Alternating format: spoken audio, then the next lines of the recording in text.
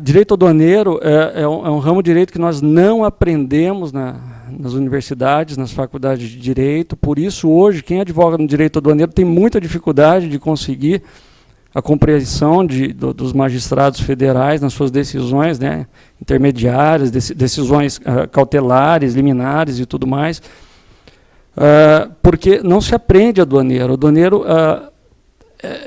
O direito aduaneiro está muito esparso em leis, em decretos, em instruções normativas, que, por incrível que pareça, essas instruções normativas que são criadas pela própria Receita Federal têm força de lei, eles legislam, né? A Receita Federal acaba legislando em causa própria e dando a interpretação que ela quer da lei, do decreto, da medida provisória nessas instruções normativas, inclusive criando obrigações e deveres ao contribuinte que não estão contidos na regra matriz.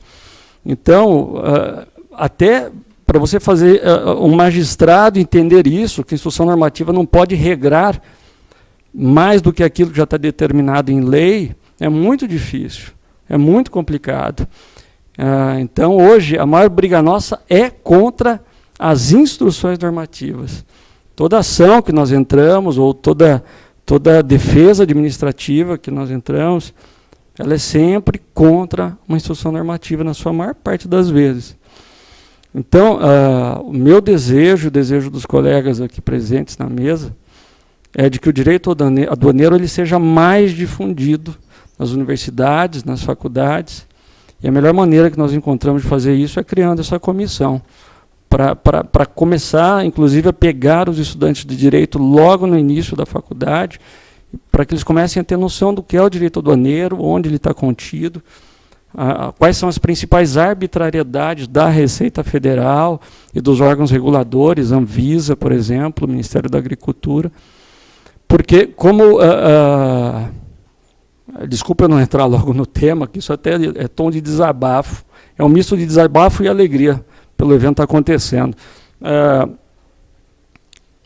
advocacia está muito concorrida, né? Existem faculdades de direito em todos os lugares, eu acho que todo mundo tem o direito, inclusive, de querer estudar direito em qualquer faculdade que seja. O problema é que está muito saturado e todo mundo acaba migrando. Ou faço civil, ou eu faço trabalhista, alguns fazem penal. O direito tributário cresceu e a gente estava precisando de outras áreas do direito. Então, hoje a gente tem o aeronáutico, hoje a gente tem o aduaneiro. E isso é bom para o advogado. O advogado tem que ter outras opções para ganhar dinheiro, para se manter, para se sustentar. O advogado ele trabalha 365 dias do ano. A gente não pode tirar férias, né? A gente tem que estar sempre atento. Então, o direito aduaneiro é mais um ramo que deve ser explorado pelos advogados. Eu comecei a trabalhar nessa área, eu acho que uns 12, 13 anos atrás. Nunca mais fiz nada na minha vida a não ser aduaneiro. E hoje é a minha paixão.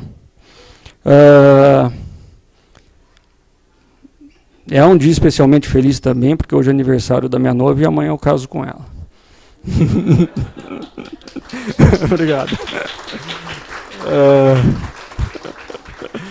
Então amanhã cedo eu já vou para o cartório.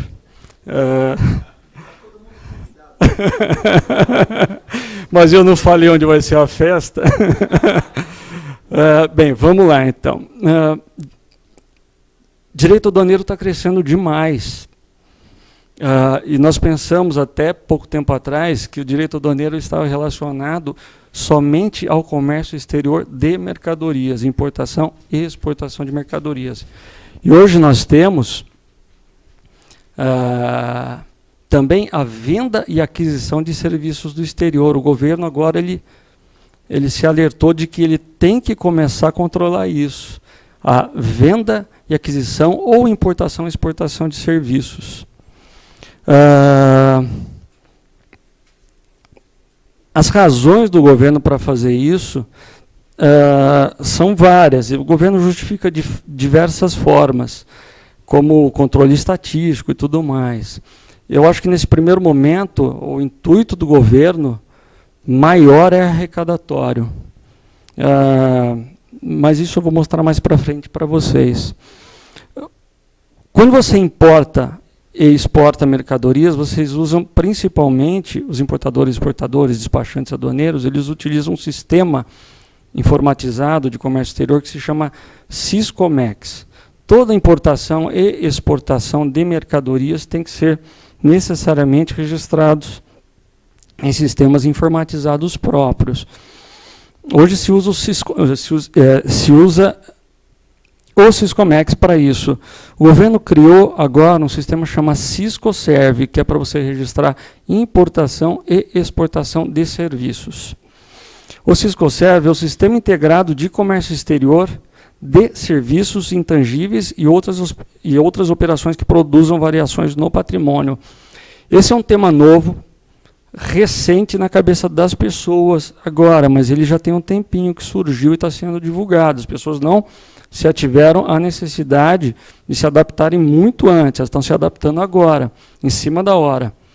É um tema novo para mim, eu não conheço profundamente o tema, eu ainda estudo, tiro dúvidas, acabei de tirar dúvidas com o Carlos Navarro, aqui do Machado Associados, também ali, faz 10 minutos que eu tirei uma dúvida com ele também estuda muito isso. Então, pode ser que eu fale alguma besteira aqui e podem me corrigir, tá? Eu estou aqui também para aprender com vocês, porque isso é uma coisa muito nova. Mas isso também, o Siscoserve vai ser para vocês mais uma fonte de venda de serviços advocatícios. Porque vocês vão poder prestar uma consultoria sobre a legislação que rege o Siscoserve. Vamos lá. Eu vou falar dos objetivos e a base legal. Quais são as operações que devem ser registradas no Siscoserve. Vou falar a diferença entre comércio exterior de mercadorias e de serviços, o acesso ao Siscoserve, como se dá, os módulos e modos e os documentos eletrônicos e os prazos. E a nomenclatura brasileira de serviços e as regras de classificação. E a parte que a gente mais gosta, os advogados, são as multas e penalidades, porque é a partir daqui que a gente vai poder também trabalhar defendendo nossos clientes. O governo diz que os principais objetivos desse sistema, de toda a legislação que rege o Siscoserve a venda e aquisição de serviços do exterior, os principais objetivos são geração de estatísticas sobre o comércio exterior de serviços. Eu acredito que isso seja verdade mesmo. Produção da balança comercial de serviços. Também. Proposição, acompanhamento, aferição de políticas públicas para setor de serviços. Pode ser que sim. Apoio às negociações internacionais em serviços. Facilitação de fiscalização federal municipal. Eu acho que esse é o principal objetivo. E tem um arrecadatório também que eu não coloquei aqui. O governo hoje tem uma inteligência muito grande em software. Então, o governo federal sabe onde vocês gastam dinheiro. Quando você dá o CPF para a nota paulista, vocês estão abrindo para o governo a possibilidade de que ele te fiscalize e cruze essas informações com o teu imposto de renda. Quando você aluga um imóvel, quando você usa o seu cartão de crédito, quando você faz uma doação, o governo ele te fiscaliza. No comércio exterior é a mesma coisa. Ele sabe da onde saiu o dinheiro, para onde foi, como você pagou, ele sabe tudo. A Receita Federal hoje é tida como uma das mais inteligentes do mundo. Eu digo inteligência, não é inteligência do fiscal, é inteligência de software. Esse é mais um Big Brother do governo para fiscalizar o contribuinte. A legislação foi criada em 2011, através da Lei 12.546. Eu não vou ler tudo, gente, porque senão vai ficar enfadonho e eu vou tomar o tempo deles. E em 2012, surgiu o decreto 7708. Depois outras portarias conjuntas e principalmente a Instrução Normativa da Receita Federal 1277. Então, o governo vem regulamentando todo o Siscoserve para colocar ele em prática efetivamente. Ele já entrou em vigor, inclusive. Ele já entrou em vigor e a obrigação de prestar o serviço, prestar as informações no sistema já começou. Só que como as pessoas não se ativeram à legislação que tinha sido lançada no ano passado e aos prazos, está todo mundo atrasando. E para cada atraso existe uma sanção. Então o governo agora resolveu dar 180 dias para os primeiros, até o final do ano, para os primeiros obrigados. O que eu tenho que registrar ali? Só serviço, nada de mercadoria, importação e exportação de mercadoria. Se eu compro um serviço ou vendo um serviço para o exterior ou do exterior, eu tenho que registrar. que mais? Licenciamento de marcas e patentes, também leasing, fornecimento de refeições para estrangeiros.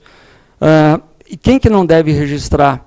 Quem que não está obrigado a esse registro? As pessoas optantes pelo Simples e pessoas físicas que não realizem operações de valores superiores a $20 mil por mês. Eu vou dar um exemplo para vocês de venda de serviços. É um exemplo estranhíssimo. Foi o primeiro que eu ouvi quando eu fiquei sabendo do Ciscoserve, que é: eu sou um hotel no Brasil, uma cadeia conhecida, Ibis, e eu hospedo um estrangeiro. Vem aqui um norte-americano, eu hospedo, ele vem e paga com o cartão de crédito dele, lá internacional. Eu estou vendendo um serviço de hospedagem para um estrangeiro. Eu, hotel, sou obrigado a registrar essa venda desse serviço, e eu sou a prestação desse serviço e essa venda, e eu sou obrigado a registrar a emissão da nota fiscal, e eu sou obrigado a registrar o pagamento. Eu tenho que fazer 3 registros no sistema. Isso é uma venda de serviço para o exterior. E quando eu adquiro um serviço de um estrangeiro, por exemplo, eu compro uma máquina importada e eu preciso que venham os técnicos ficarem um mês na minha empresa montando essa máquina, ensinando como eu opero. Eu estou contratando um serviço do exterior, eu tenho que registrar também. Toda operação de serviços que tenha fechamento de câmbio, remessa ou recebimento de dinheiro do exterior tem que ser registrado. Essa é a maneira mais fácil de a gente analisar se eu estou obrigado a registrar ou não o serviço. O governo criou uma tabela do início das obrigações por ramo de atividade. Então, ele falou assim, a partir de agosto, por exemplo, serviços postais de coleta, remessa ou entrega de documentos, tem que começar a registrar a prestação efetiva do serviço. Em outubro, serviços jurídicos precisam começar a registrar a venda ou aquisição de serviços. Então, todos os escritórios de advocacia, ou os advogados, sociedade de advogados, se tem clientes estrangeiros e vendem para eles trabalhos advocatícios, pareceres que sejam, ou contencioso, os advogados, eles têm que registrar o início da prestação do serviço. Então, é o seguinte, o cliente,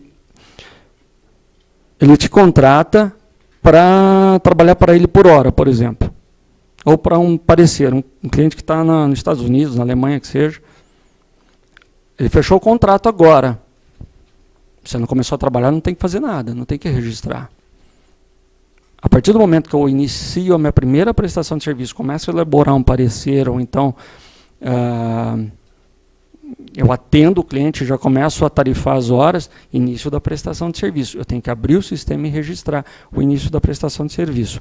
Quando eu emitir a nota fiscal para ele, ou emitir uma fatura para ele, eu tenho que registrar isso. Quando eu receber esse dinheiro através da operação de câmbio, eu tenho que registrar o pagamento.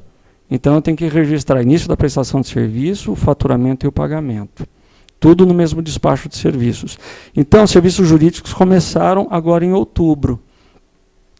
Até pouco tempo atrás, o governo tinha estabelecido que todos aqueles que estão obrigados até o final do ano, até 31 de dezembro, a prestar serviços, tinham 90 dias para começar isso.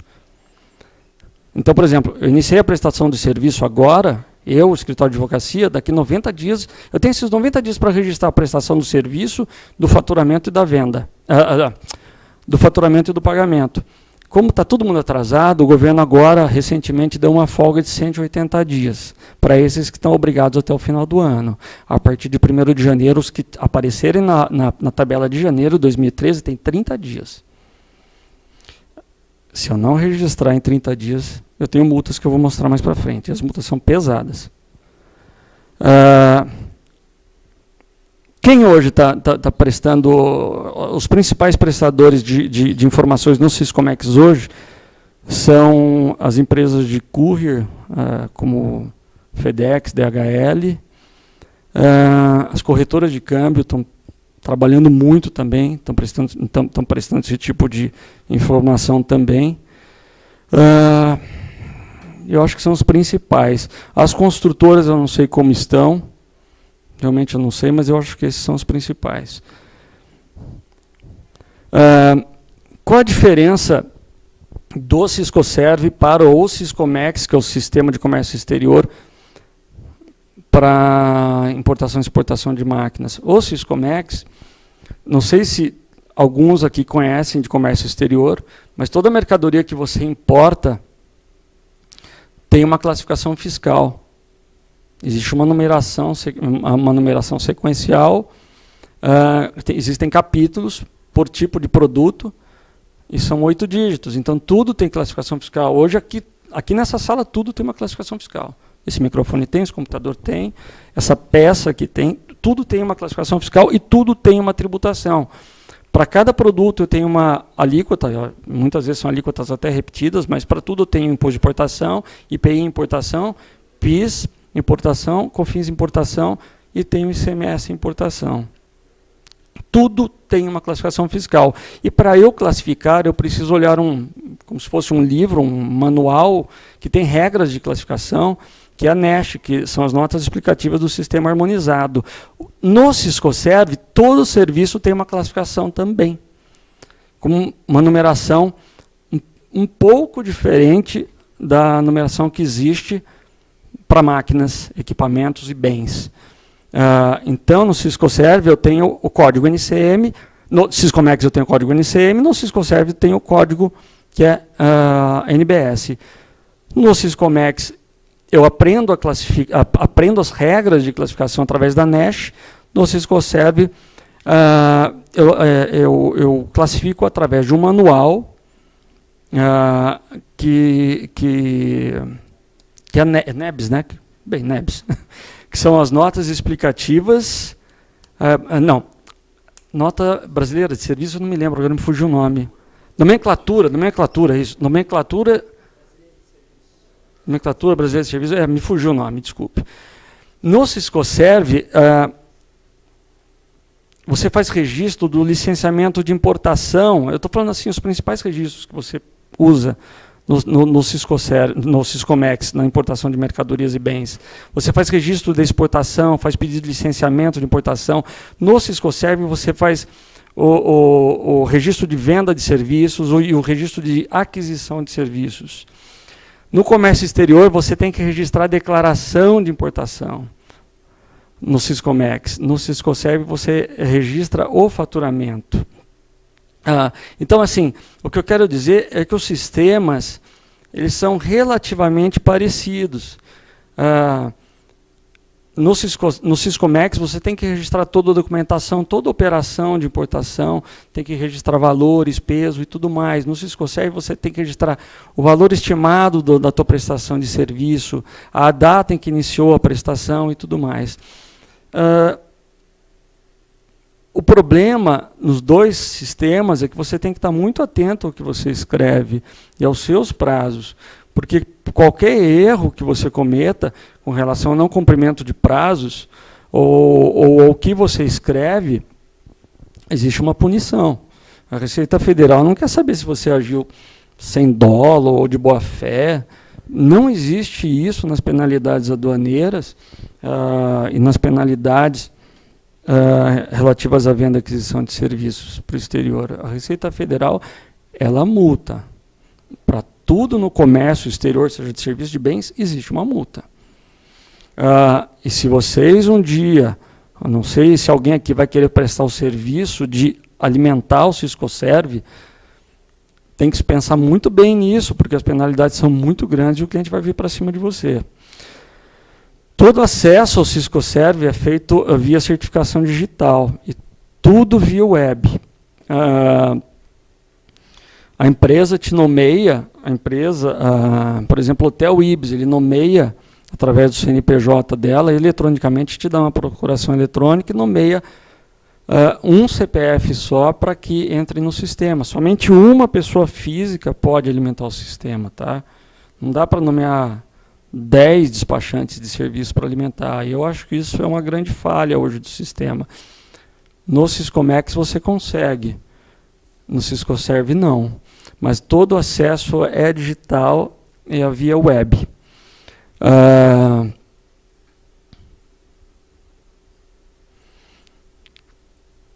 Então, quem alimenta o Siscoserv tem que estar muito atento à data do início da prestação de serviço, mas tem que estar atento também ao código de classificação do serviço, porque se eu erro a data do início da prestação, eu já tomo uma multa. Se eu erro a classificação do serviço, eu já tomo outra multa.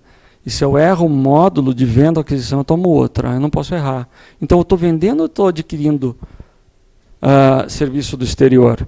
Se eu estou vendendo, eu estou... qual tipo de módulo que é? É o módulo comercial, faturamento, presença comercial, aquisição é módulo comercial ou módulo pagamento? Tudo isso eu tenho que olhar no sistema e alimentar direito. Existem esses conceitos no sistema. Eu acho que eu não coloquei as telas dele aqui, mas eu acredito que o sistema tenha pelo menos aí não me lembro se umas 3 ou 4 telas para alimentar. Você lembra, Carlos? Tem mais? É porque eu uso um software offline para fazer alimentação, então ele é um pouco diferente das telas do sistema. Eu alimento ele fora e depois eu faço toda a transferência em lote para lá, porque eu acho mais seguro, porque o sistema audita tudo antes de mandar para não ter erro. Então eu não me lembro das telas. Mas eu preciso saber também qual o modo o modo de prestação de serviço. É comércio fronteiriço, consumo no Brasil, presença comercial no exterior, movimento temporário de pessoas físicas para o exterior. O sistema me pergunta isso. Então, olha só, nós, advogados, a gente pode prestar esse tipo de consultoria primeiro, saber se o nosso cliente, quando ele tem que começar a prestação do serviço dele. E para isso eu tenho que entender em quais dos capítulos, ou qual capítulo o cliente está inserido. Esse é o tipo de primeira consultoria que a gente pode prestar para eles. Segundo, qual é a classificação do serviço dele? Esse é um serviço que a gente pode prestar. Então, prestação de serviço de classificação de serviços. Qual é o código do serviço dele? Terceiro, qual é o módulo? Ele está vendendo ou adquirindo? Isso é fácil. E qual é o modo? O sistema pergunta isso, se é um comércio fronteiriço, se é um consumo no Brasil, se é uma presença comercial no exterior, ou movimento temporário de pessoas físicas no exterior. A gente pode prestar esse tipo de consultoria.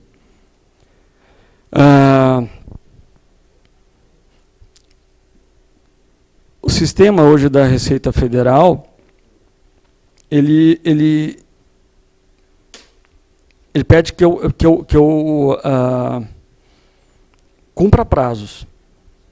Eu tenho que cumprir prazo, eu tenho que estar sempre atento aos prazos. Então, como eu falei para vocês, se eu inicio a prestação efetiva do serviço, é a partir daquele momento que eu tenho que registrar o serviço. Se eu emito a fatura, eu tenho que registrar. Se eu faturo, eu tenho que registrar. Isso também eu já falei para vocês agora há pouco.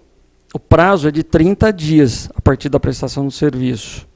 Mas o governo estendeu, eu coloquei até embaixo, o governo estendeu para 180 dias até o dia 31 de dezembro, aqueles que se atrasaram.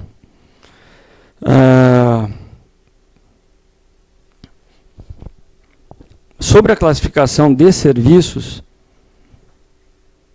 a numeração é mais ou menos assim. Classificação de bens, importação e exportação de bens, eu tenho 8 dígitos. Para a Siscoserv eu tenho 9. Então, esse é um serviço que pode ser prestado por vocês, a classificação do serviço. Porque se eu errar um número aqui, eu vou ser punido. Se eu, importador ou exportador de serviço, errar um número, eu vou ser punido. Eu vou sofrer uma punição.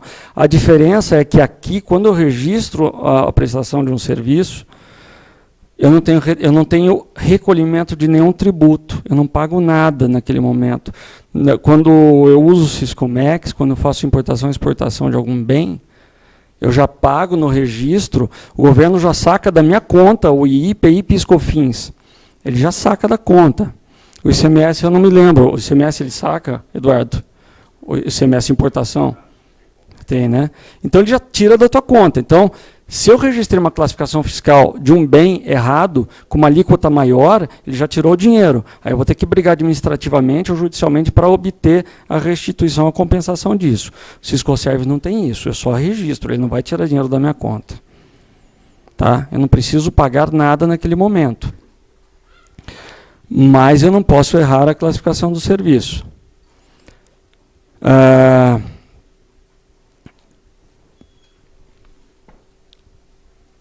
Para isso, eu utilizo a nomenclatura brasileira de serviços e as notas explicativas da nomenclatura brasileira de serviços. Eu pensei, quando surgiu o Siscoserv, eu pensei o seguinte, olha, isso abriu um leque muito bom de trabalho para a gente. Eu vou prestar o serviço de classificação, eu vou analisar qual é o modo de prestação, e eu vou prestar o serviço de despacho, eu vou alimentar o sistema. Eu vou fazer esse serviço de despacho. Eu não preciso ser necessariamente um despachante aduaneiro para fazer esse tipo de trabalho. Qualquer um que está aqui pode registrar. Tá? Não existe, não é um ato privativo de um determinado prestador de serviço ou de uma categoria. Depois eu pensei bem, eu falei, eu não vou fazer isso. Eu fiquei com medo. Porque a responsabilidade que se tem hoje para alimentar o sistema é muito grande. E hoje existem muitas dúvidas sobre ele. Eu posso sim alimentar o sistema para minha empresa, não tem problema nenhum, mas pegar um lote muito grande de despachos ou de trabalho para fazer, eu acho muito arriscado. Hoje, por exemplo, as corretoras de câmbio, o que elas fazem? Tem corretora de câmbio que registra 1.000 por mês, né, dos clientes. O que eles fizeram? Para tirar um pouco das costas. Os corretores de câmbio, elas assinam um contrato com o cliente que vão alimentar o sistema. Só que a corretora, ela compra o sistema offline, alimenta tudo offline, daí, mas só tem um CPF, só uma pessoa ela vai poder digitar? Não, offline não. Offline você pega uma sala com 30 funcionários e ele alimenta todo offline. O sistema audita para ver o que está certo, não audita a classificação, tá? O sistema não consegue. Até hoje, classificação fiscal de serviços e de bens, não existe um software que classifique. Não dá para fazer isso. Tá? Isso é trabalho intelectual. Então, o que eles fazem para tirar um pouco a responsabilidade das costas?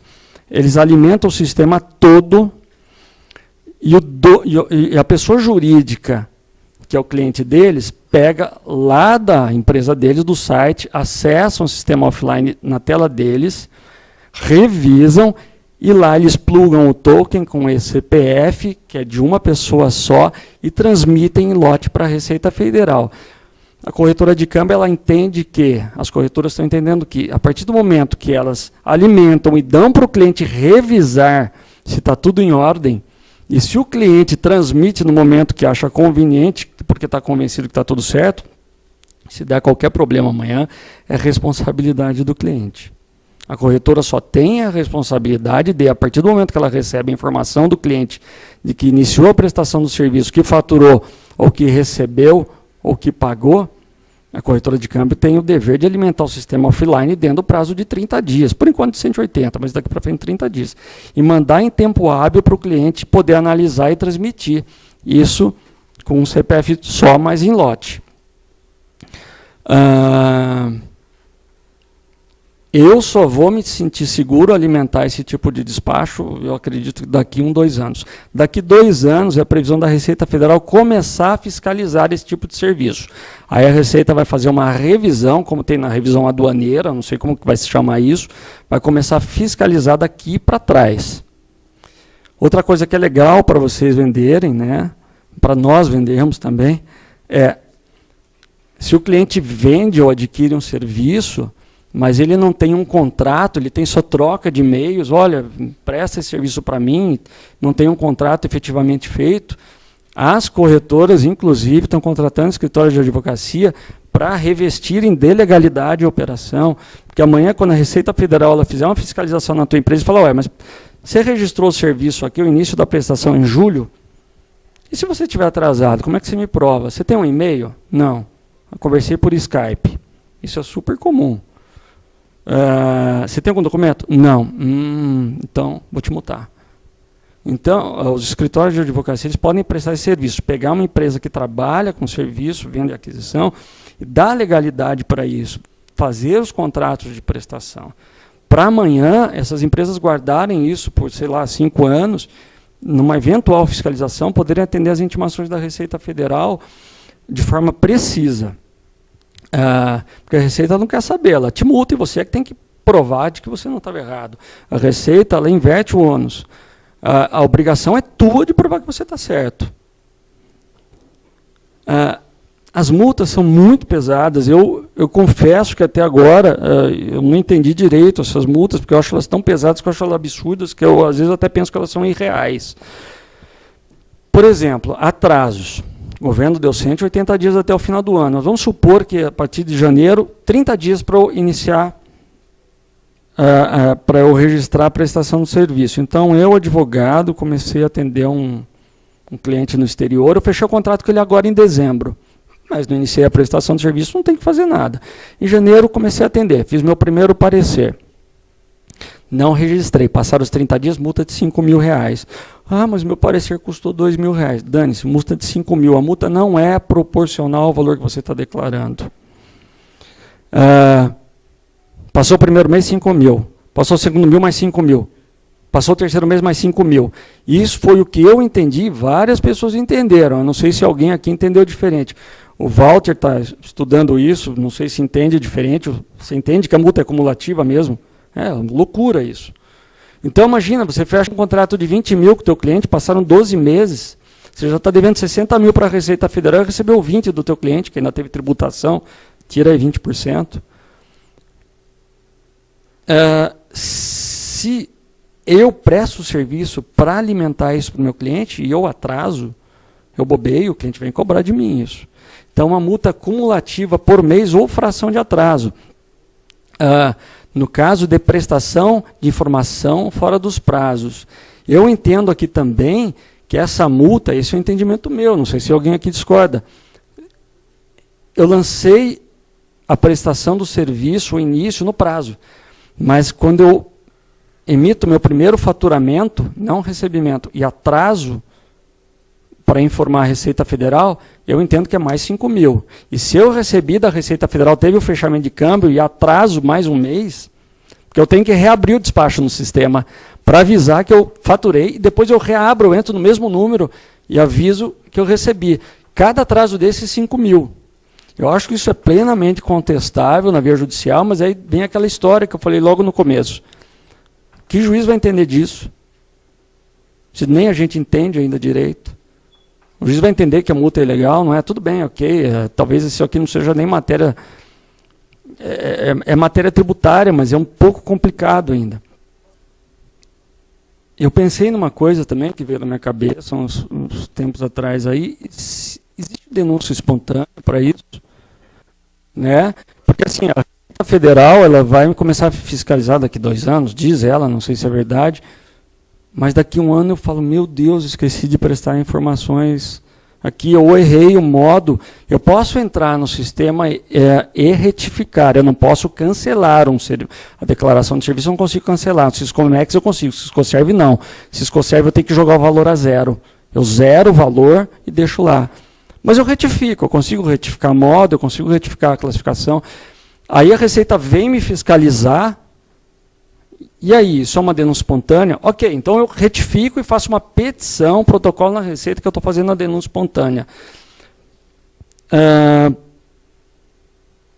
Com relação a importação e exportações, funciona, até porque a denúncia espontânea aduaneira ela tá regulamentada no regulamento aduaneiro. Mas aqui não. Então, passaram-se 12 meses, eu vou pagar 60.000. Então, eu faço a denúncia ou não faço? Fico quieto? Eu não sei. A gente faz até, eu tenho por hábito, se eu faço uma retificação de declaração de importação para uma outra posição, mas tem a mesma carga tributária, eu não tenho nada para recolher de diferença, eu tenho a multa de 1% por erro de classificação fiscal na importação e exportação. Então, eu também faço a denúncia espontânea. Mas aqui no caso, eu acho essa multa extremamente pesada. Então, se eu erro o primeiro registro, que é da prestação de serviço, eu já tenho multa. Se eu erro o faturamento, se eu atraso o faturamento, eu tenho multa. Se eu atraso a informação do recebimento, eu tenho multa. Se eu erro o modo, eu tenho multa. Se eu erro a classificação, eu tenho multa. Então, hoje eu não me sinto seguro a prestar esse tipo de serviço, porque é muita responsabilidade. Por mais que você faça um contrato te resguardando, o cliente sempre vem atrás do prestador de serviço. O prestador de serviço é sempre o culpado, né? Então, quem tentar prestar esse tipo de alimentação de sistema tem que estar muito seguro do que está fazendo. Então, essa questão da denúncia espontânea, eu tenho muita dúvida se pega ou se não pega. Eu logo vou acabar aqui a explanação, mas é importante eu dizer também que tem uma multa que é de 5% sobre o valor declarado no Siscoserv da prestação do serviço, não inferior a R$100. Então, 5% do valor da transação, das transações, no caso de informação omitida, inexata ou incompleta. Essa multa também eu ainda não consegui entender direito. O que é informação? Bem, informação omitida, ok. O fiscal vai lá, levanta uma documentação na minha empresa, vê que eu não registrei, ele vai ver qual o valor da operação. Se eu tenho um contrato nas mãos de prestação de serviço com um valor, mas ainda não recebi, ele vai aplicar em cima disso. Se eu já recebi, ele vai aplicar a multa em cima do valor efetivamente recebido. Inexata é a classificação de serviço errada, vai cobrar mais 5%, fora a fração de atraso. Bem, se eu tenho uma operação de R$100.000, eu vou pagar aqui mais 5% sobre essa operação. Então, o que eu falo para as empresas que já estão alimentando o sistema? É o seguinte, é importante explicar para vocês isso. Quando você entra no sistema, você já tem que registrar o início da prestação de serviço, mas você muitas vezes já sabe o valor que você vai cobrar, e tem vezes que você não sabe. Quando é escritório de advocacia, você fecha um contrato para prestar serviço por hora, você fala, espera aí, eu registro uma prestação de serviço só para o ano inteiro, e cada fatura que eu for emitindo eu vou colocando nesse despacho único, e cada recebimento eu vou anotando nesse mesmo despacho, ou eu tenho que, embora eu só tenha um contrato com o cliente, a cada parecer que eu faço é um despacho novo que eu lanço. Isso também, eu acho que está no limbo. Eu faria um despacho só e lançaria todos os faturamentos e recebimentos. Mas eu não sei quanto que eu vou faturar no ano. Eu não tenho ideia, porque às vezes eu tenho parcela de êxito. Às vezes eu tenho honorários iniciais, eu tenho um intermediário, mas eu tenho uma parcela de êxito que eu não sei se eu vou receber. Então, o que eu sugiro que se faça, você lança no sistema um valor que é o que você estima receber, mas não muito alto, baixo. Porque se nesse meio tempo que você ainda não recebeu, vier uma fiscalização e aplicar uma multa proporcional ao valor que você declarou, se o teu valor estiver bem baixinho, a multa vai ser menor. Então, por exemplo, eu estimo que eu vou receber R$100.000 até o final do ano desse cliente. Eu tenho certeza que menos do que 100 mil não vai ser, eu lanço 100 mil. Só que chegou no final do ano, lá no dia 31, eu faturei, recebi, 80 mil, não deu 100 mil. E eu preciso fechar aquele despacho, eu tenho que fechar ele, encerrar. Por quê?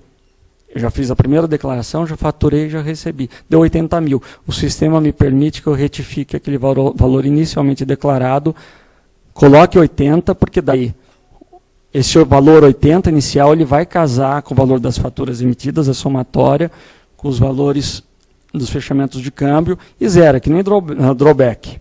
E fechou o despacho. Mas antes de você saber quanto que você vai efetivamente receber, colocar um valor relativamente baixo. Não exagerar no valor. Pô, eu acho que eu vou ganhar R$1 milhão. No fim, você recebe 100 mil no final do ano, você deixou lá R$1 milhão, sofreu uma fiscalização, a multa vai ser de 5% em cima de R$1 milhão.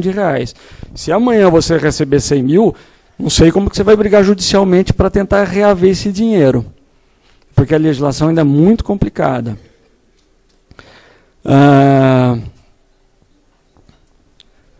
Quem tem interesse nisso, além da Receita Federal, são as prefeituras municipais.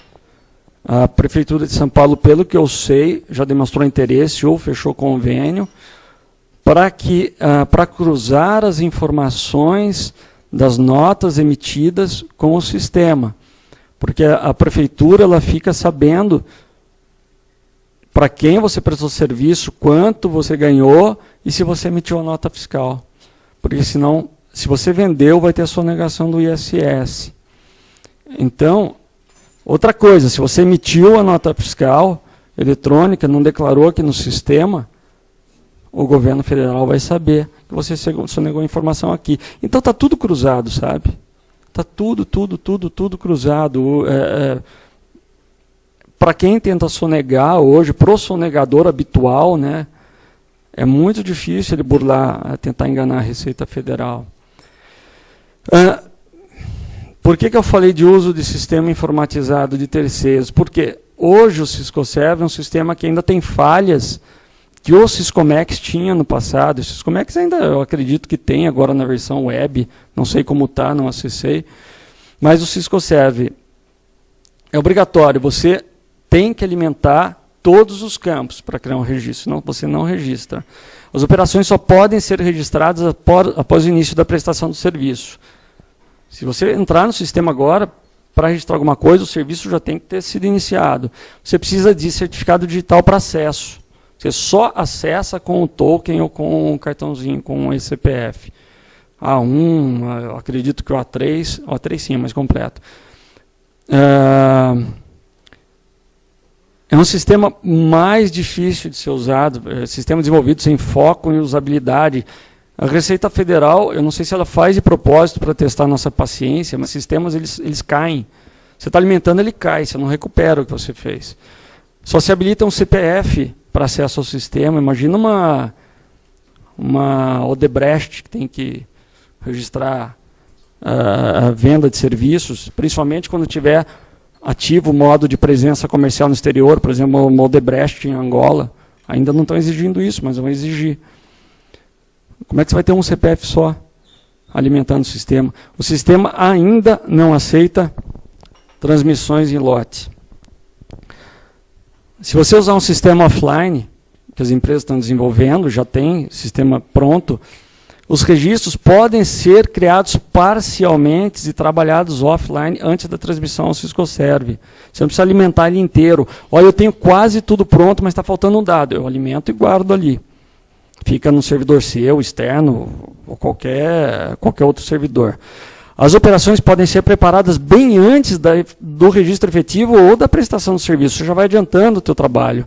Os controles de prazos de gestão das operações, com críticas relativas a prazos e informações incompletas, o sistema ele te alerta o que está faltando.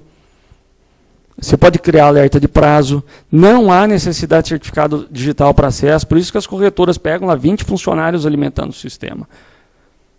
Se elas fossem acessar o sistema diretamente da Receita Federal, só uma pessoa ia conseguir. Sistema desenvolvido para maior agilidade durante o registro das informações. O sistema os sistemas são web.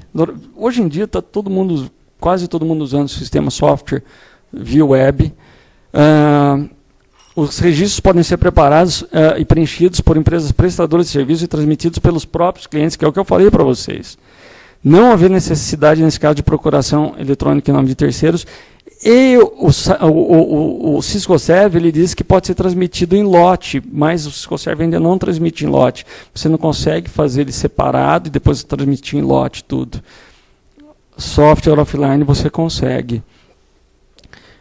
Então, o meu objetivo aqui, embora eu ainda também esteja entendendo aos poucos o que é o Siscoserv, as penalidades como vão ser aplicadas, é tudo muito confuso ainda.